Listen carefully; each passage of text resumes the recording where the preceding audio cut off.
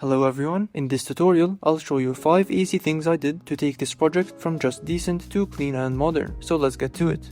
For this animation I used brightness and contrast and the classic glow effect at 60% glow threshold, 50 glow radius and 0.8 glow intensity to give it that nice shine that makes it look more professional. I also used sharpen to give it a nice extra crispiness to the video. I also used chromatic aberrations to give it a little distorted effect on the edges, and this gives it a little bit of extra saturation to make it look better and match the feel I was going for. I used the noise effect instead of the classic add grain effect because I noticed that the noise effect makes the animation look cleaner and crispier than the normal add grain effect. There are also third-party plugins such as Sapphire Glow and Deep Glow. This makes the projects look much better with the glow effect. I don't personally use them. I like to stick with the classic glow effect that is in After Effects because it works just fine. Also, what I did is that I pre-composed the entire project and duplicated it and changed the scale and opacity, which gives it a nice reflected effect, as you can see here. I increased the scale to 113% and reduced opacity, while at the same time changing the composition above it to lighten mode, and that way they can blend over each other. That makes it overall much better.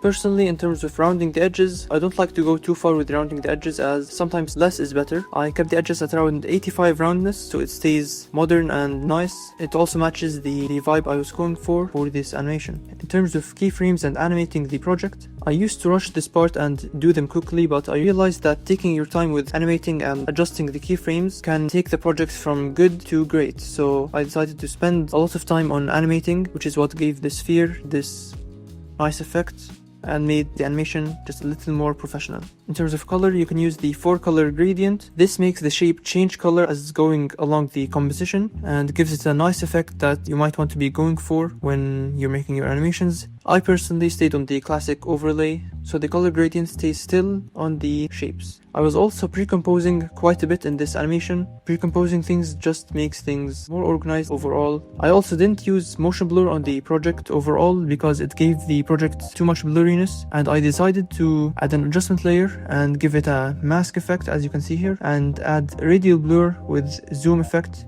And this keeps the inner part nice and sharp while making the outer edges blurred out, as you can see here, which gives it this nice effect and makes it more realistic overall. And if you want to improve your animation skills even more, check out this video right here where you learn how to make minimal line text animation in under 7 minutes, so make sure to check it out. With that, thanks for watching and see you next time.